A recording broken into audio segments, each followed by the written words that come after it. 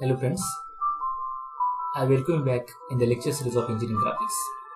Today we will see one more problem of isometric projections. In fact, isometric views. Here we are not using isometric scale to complete the problem. When a couple of views of orthographic projections are given, one can use these following steps, and you can go step by step as those are mentioned in the video to complete the problem very quickly. Okay, so we'll start with the problem. This is a problem here, a simple problem I'm taking. You'll see the object like this, and the first step is to observe the origin. So origin is here. So once you observe the origin here, you need to mark this view in another view also. In fact, what I'm talking about is this is a top view and this is a front view. So origin is shown in the top view, and that origin will be visible in the front view here at this corner. So this is the origin. What is purpose of origin is to give the information for the drafter from where to start, right? So origin is the origin of the isometric projection, and from that origin the object will be seen. From that point object will be seen, right? So we need to identify the different features on the object and different dimensions for those features. So observe carefully, and then we'll start drawing the object step by step. One can have a glimpse on the solution. So I'll click here and show this will be the solution when you complete the problem. It looks nice here, but sometimes it's very difficult to draw isometric for some students. So that's why I recommend to see this and practice step by step to complete the isometric problems. So we are in the first step. First step is to check where is the location of origin. Now once you know the origin, you can define the maximum 3 dimensions those are required for completing the isometric box. We are drawing isometric object, that means what we are drawing 3D object, and for 3D object we require 3 dimensions. So 3 dimensions here we can get the maximum dimension as length, height and width. So origin is here, that means what we will get, this is a length, right? This one is a length from here, and that length is also measurable in the front view. So length is belong to front view actually, and you will measure how much it is. So from here, from this origin it is 60 up to the center line, and from center line this half cylindrical or circular portion curvature. Okay, so I am drawing here roughly, so I can show complete view. So this one is 15 mm, this radius is 15 mm. So 15, okay, this is 15, and then 15 plus 60, that is 75. So this is your length is 75. Then you have height here. This height is 29 mm, it is there, and that is the maximum height. So you got in the front view you got a length and height. So top view is given, so that means what, in the top view you must get 2 different dimensions. Length is already there, and then this is the dimension that we want to complete the isometric box. And what is it? This is the width, length, height and width. And width is what is width here? It is 9 plus 12 plus 9, that is almost 30. So width, length and height, these are the maximum dimensions required for completing the isometric box. So one need to draw a reference line like this, and then you will mark here origin. Like I said, you go back and just observe the object once again. So like I said, from the origin you need to shift on the left hand side in order to get the maximum length of 75, and from the origin you need to shift on the right hand side in order to get the width, and then width is of 30 mm. Anyway, height remains 29. So we move to our original page.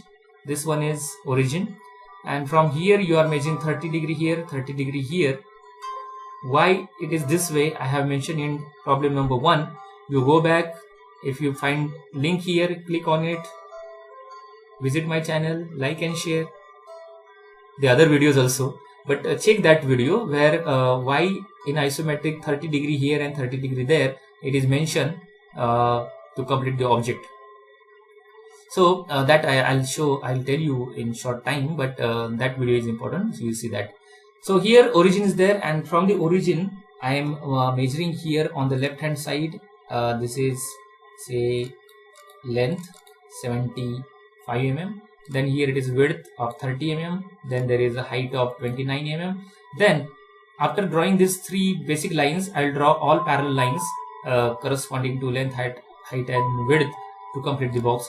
So from this point I am drawing the length, parallel line to length, that is 75 mm, and then parallel line to the height, this is 29 mm. Then parallel line from this point, parallel line to width, it is 30 mm.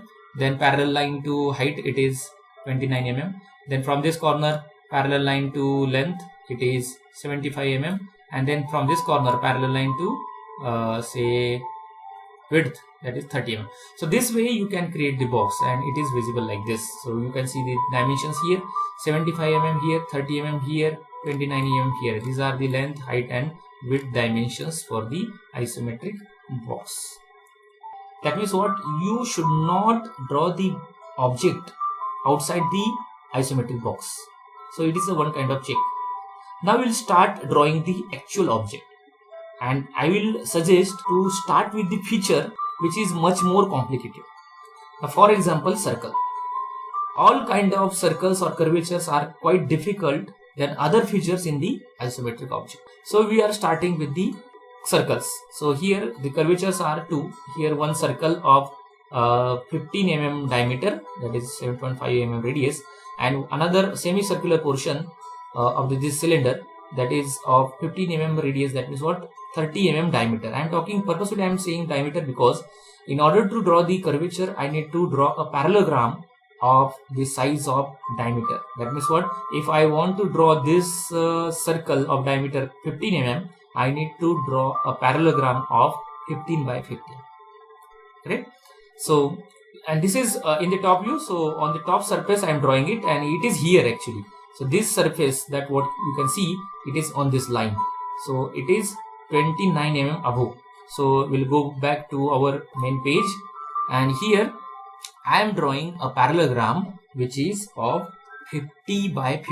So here this is a line which is already there, with on which I am drawing a line of 15 mm, then 15 mm on this side, then 15 mm on this side, and then 15 mm here. So this way I can complete the parallelogram.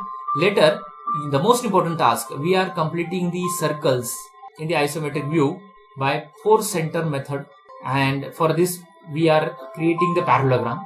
Once you do, you are done with the parallelogram, your task is to identify the longest diagonal. So I can find the longest diagonal like this here. It is the longest diagonal, not this. Okay, not this. It is longest diagonal.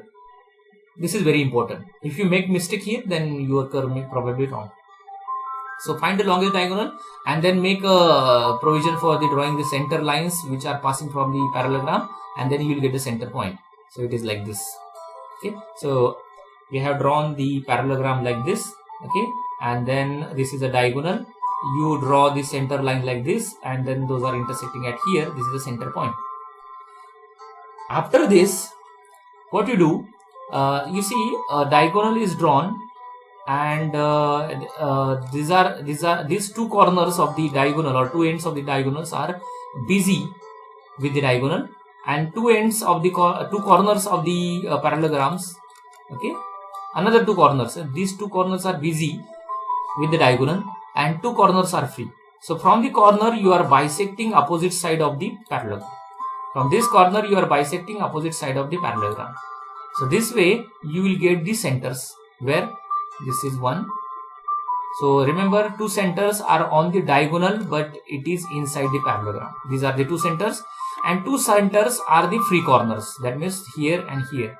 Free corner in the sense from where you cannot see the diagonals passing.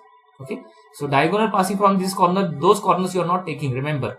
Okay, so two free corners of the parallelogram and two centers on the diagonal itself. So these are the 4 centers.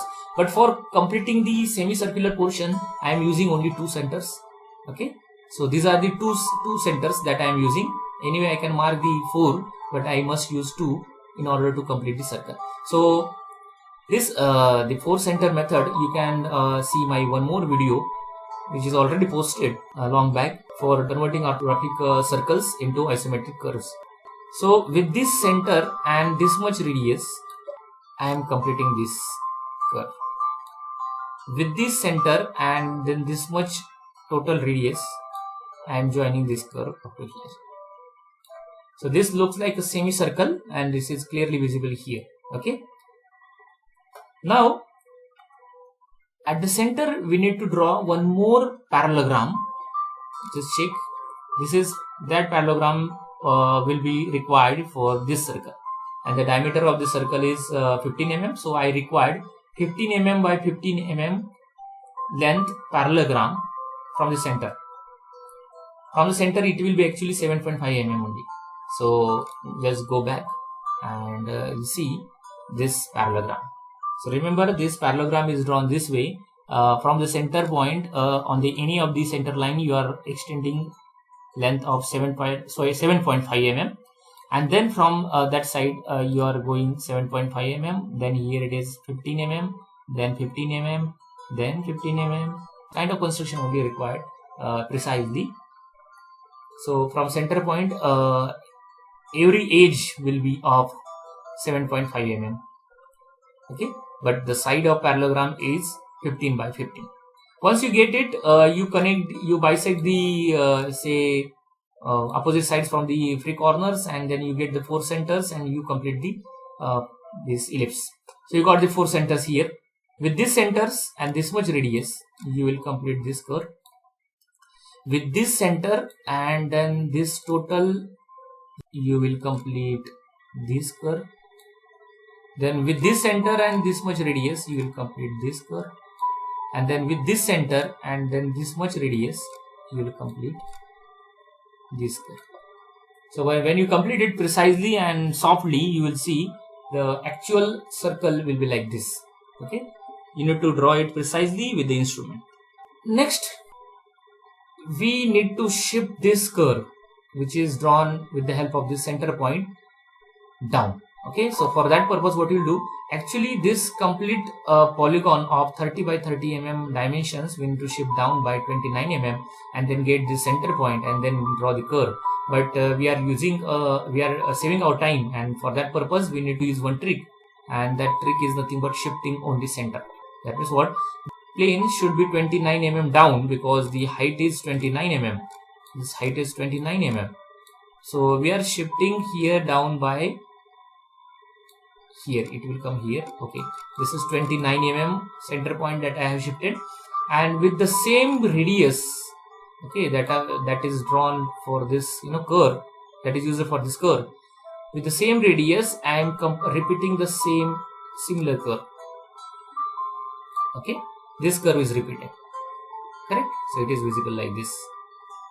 Okay, and now your task is to what? To join this with a straight line and erase this portion which is not required. So it is visible like this. Now we have completed up to this. Let's go back and observe the object. Where are we? We are here. See, observe here for curvature portion. We are here.